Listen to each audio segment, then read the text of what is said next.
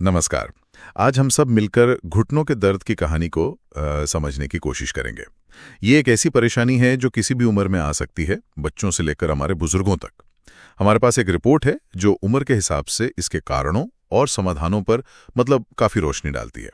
तो चलिए इस जानकारी को जरा गहराई से समझते हैं और देखते हैं कि हर पड़ाव पर अपने घुटनों का ख्याल रखने के लिए क्या जानना काम का है। अक्सर ऐसा लगता है ना कि भाई घुटनों का दर्द मतलब बुढ़ापा, पर ऐसा है नहीं। आप बिल्कुल सही कह रहे हैं। घुटने की बनावट ही देखिए ना, हड्डियां हैं, फिर लिगामेंट्स हैं जो उन्हें जोड़ते हैं, और वो मेनिस्कस जैसा कार्टिलेज जो गद्दे की तरह काम करता है। उम्र के साथ इन पर असर बदलता है और जाहिर है परेशानियां भी। अच्छा, तो शुरुआत करते हैं बचपन और टीनेज से, लगभग 5 से 18 साल। इस उम्र में तो ग्रोथ तेज होती है और खेलकूद भी बहुत होता है। हाँ बिल्कुल। इस दौरान ऑस्गुड श्लैटर डिजीज, जिसे ओएसडी कहते हैं, वो काफी देखा जाता है, खासकर 10-15 साल के बच्चों में। इसमें होता यह है कि पिंडली की हड्डी के ऊपरी सिरे पर, जहां से हड्डी बढ़ रही होती है, मतलब ग्रोथ प्लेट, उस पर बार बार खिंचाव पड़ता है। इससे दर्द और सूजन होती है। ये कूदने वाले खेलों में ज्यादा होता है। कई बार तो घुटने के ठीक नीचे एक उभार सा भी दिखता है। अच्छा। और एक और चीज है, पटेलो-फेमोरल पेन सिंड्रोम, PFPS, जिसे रनर्स नी भी कहते हैं। ये टीनेजर्स में घुटने के दर्द का सबसे आम कारण है। ज्यादा इस्तेमाल या फिर मसल्स का बैलेंस ठीक ना होना या लचीलेपन की कमी, ये सब वजह हो सकती हैं। अरे, पर आमतौर पर लोग सोचते हैं कि ये सब दर्द तो अपने आप ठीक हो जाता है। क्या ये बात सही है? ये पूरी तरह से सच नहीं है।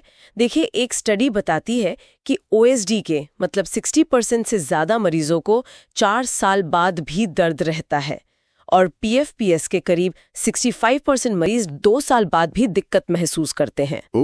तो सिर्फ इंतजार करना ठीक नहीं, बिल्कुल नहीं। एक्टिव मैनेजमेंट जरूरी है, जैसे फिजिकल थेरेपी या अपनी एक्टिविटीज में बदलाव लाना।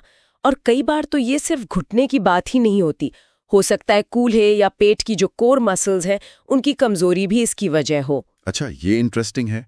तो अगर बचपन की इन दिक्कतों को ठीक से संभाला जाए तो फिर आगे जवानी में लगभग 19 से 40 साल क्या अलग तरह की चुनौतियां आती हैं, खासकर जब एक्टिविटी लेवल बढ़ जाता है? हाँ बिल्कुल।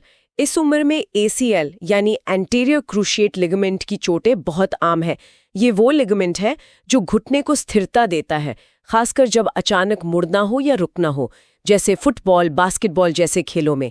और ये चोटें महिलाओं में थोड़ी ज्यादा देखी जाती हैं। अच्छा। हाँ, चोट लगने पर अक्सर पॉप जैसी आवाज आती है, तेज सूजन आ जाती है, और ऐसा लगता है जैसे घुटना साथ नहीं दे रहा, अस्थिर हो गया है। और मेनिस्कस यानी घुटने का जो कार्टिलेज पैड है, उसका फटना, टियर भी काफी आम है। इसमें कई बार घुटना अटकने या लॉक होने जैसा महसूस होता है। और इन चोटों का असर क्या लंबे समय तक रहता है? क्या ये बाद में परेशान करती हैं? हाँ बिल्कुल। जवानी की ये चोटें, खासकर अगर मेनिस्कस का फटा हुआ हिस्सा निकालना पड़े, जिसे मेनिस्केक्टोमी कहते हैं, तो आगे चलकर ऑस्टियोआर्थराइटिस यानी जोड़ों के घिसाव का खतरा काफी बढ़ जाता है। आंकड़े तो यही दिखाते हैं। इसीलिए जब भी मुमकिन हो, मेनिस्कस को रिपेयर करने की कोशिश की जाती है, और चोट के बाद पूरा रिहैबिलिटेशन बहुत जरूरी है। देखिए, एक्टिव रहना तो अच्छा है, पर जरूरत से ज्यादा ट्रेनिंग या गलत तकनीक से चोट लग सकती है। तो एक बैलेंस बनाना जरूरी है ना? सही कहा। अच्छा, तो फिर 40 से 60 की उम्र, इस पड़ाव पर कहानी कैसे बदलती है? क्या यहीं से घुटनों की असल उम्र घिसाव दिखना शुरू होता है? हाँ, काफी हद तक। इस उम्र में ऑस्टियोआर्थराइटिस घुटने के कार्टिलेज का धीरे धीरे घिसना आम हो जाता है। इसकी वजह कई हैं। उम्र है, पुरानी चोटें हैं, मोटापा है, और कुछ हद तक जेनेटिक्स भी। लक्षणों में दर्द होता है, खासकर चलने फिरने पे बढ़ता है, सुबह उठने पर अकड़न महसूस होती है, और कभी कभी घुटने से कटकट की आवाज भी आती है, जिसे क्रेपिटस कहते हैं। वो कार्टिलेज घिसने से होता है। और हाँ, उम्र के साथ मेनिस्कस कमजोर होकर भी फट सकता है, बिना किसी खास चोट के भी। आपने मोटापे का जिक्र किया, वजन का कितना बड़ा रोल है इसमें? बहुत बड़ा। आप अंदाजा लगाइए, हर 1 किलो एक्स्ट्रा वजन जो शरीर पे है, वो सीढ़ियां चढ़ते वक्त घुटने पर करीब 5 गुना ज्यादा दबाव डालता है। 5 गुना? बाप रे। हाँ, और बात सिर्फ मैकेनिकल दबाव की ही नहीं है। शरीर में जो ज्यादा चर्बी वाले टिश्यू होते हैं ना, वो ऐसे केमिकल छोड़ते हैं जो शरीर में सूजन मतलब इन्फ्लेमेशन बढ़ाते हैं, और इस इन्फ्लेमेशन से ओए और बिगड़ता है। अरे वाह, मतलब वजन सिर्फ बोझ नहीं है, ये अंदर से सूजन भी पैदा कर रहा है। ये समझना तो बहुत जरूरी है। बिल्कुल, पर अच्छी बात यह है कि ओए कोई उम्र का अनिवार्य हिस्सा नहीं है कि होना ही होना है। अपनी लाइफस्टाइल बदलकर, कसरत करके, फिजिकल थेरेपी से इसे काफी हद तक संभाला जा सकता है। और फिर आते हैं हमारे सीनियर सिटीजन, मतलब 60 साल से ज्यादा उम्र वाले लोग। यहाँ क्या खास ध्यान रखना होता है? देखिए, यहाँ ओए ज्यादा गंभीर हो सकता है, इतना कि रोजमर्रा के काम जैसे चलना, कुर्सी से उठना बैठना भी मुश्किल हो जाते हैं। इसलिए सबसे जरूरी हो जाता है कि वो चलते फिरते रहें और गिरने से बचें। फॉल प्रिवेंशन बहुत जरूरी है। हाँ, गिरना तो बहुत खतरनाक हो सकता है इस उम्र में। बिल्कुल, तरीके वही हैं, वजन कंट्रोल में रखना, हल्की फुल्की कसरत करना जैसे चलना, तैरना या ताई ची। ताई ची तो बैलेंस सुधारने और गिरने से बचाने में भी बहुत कारगर है।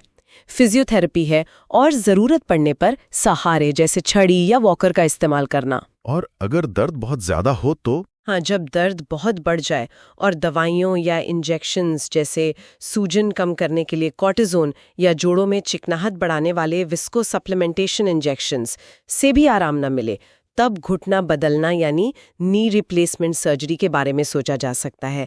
आजकल के इम्प्लांट काफी अच्छे और टिकाऊ होते हैं। तो यहीं पर वो आम धारणा फिर से आ जाती है कि भाई घुटनों का दर्द तो बुढ़ापे की निशानी है, ये तो सामान्य है। नहीं, ये सामान्य बिल्कुल नहीं है। जैसा हमने बात की, लाइफस्टाइल, वजन, पुरानी चोटें, ये ज्यादा बड़ी वजह हैं, और इसे मैनेज किया जा सकता है। दर्द के साथ जीना जरूरी नहीं। और एक और गलतफहमी है कि आराम ही सबसे अच्छा इलाज है। हाँ, ये भी बहुत सुना है। हाँ, देखिए, ताज़ी चोट के बाद थोड़ा आराम जरूरी है, लेकिन लंबे समय तक बिल्कुल हिलना डुलना बंद कर देने से तो मांसपेशियां कमजोर हो जाती हैं, अकड़न बढ़ती है, और फिर दर्द का एक साइकिल सा बन जाता है। उसे तोड़ना जरूरी है। बिल्कुल। तो डॉक्टर के पास कब जाना चाहिए, मतलब कब मामला गंभीर समझना चाहिए? कोई रेड फ्लैग्स? हाँ, जरूर।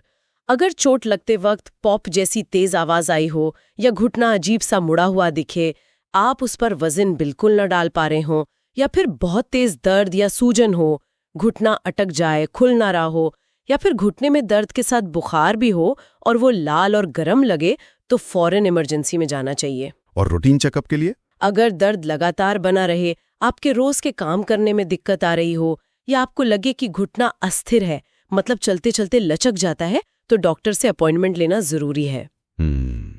तो आज की बातचीत से ये तो एकदम साफ है कि घुटनों की सेहत का सफर वाकई जिंदगी भर चलता है। हर उम्र की अपनी चुनौतियां हैं और अपने समाधान भी। एक्टिव रहना, वजन सही रखना, सही ढंग से अपने काम करना और शरीर की सुनना, ये बातें बहुत मायने रखती हैं। बिल्कुल सही कहा आपने। उम्र के साथ बदलाव तो आएंगे ही, पर सही जानकारी और देखभाल से हम अपने घुटनों को लंबे समय तक अपना साथी बनाए रख सकते हैं। आज की चर्चा से एक बात मेरे मन में अटक गई है, सोचने पर मजबूर करती है। जब हम ये जानते हैं कि ज्यादा वजन सिर्फ घुटनों पर मतलब मैकेनिकल बोझ ही नहीं डालता, बल्कि शरीर में वो सूजन वाले केमिकल भी छोड़ता है, तो क्या हमें अपने जोड़ों की सेहत को सिर्फ घुटनों की नहीं बल्कि सारे जोड़ों की सेहत को पूरी जिंदगी देखने का अपना नजरिया बदलना चाहिए? इस पर जरूर गौर कीजिएगा।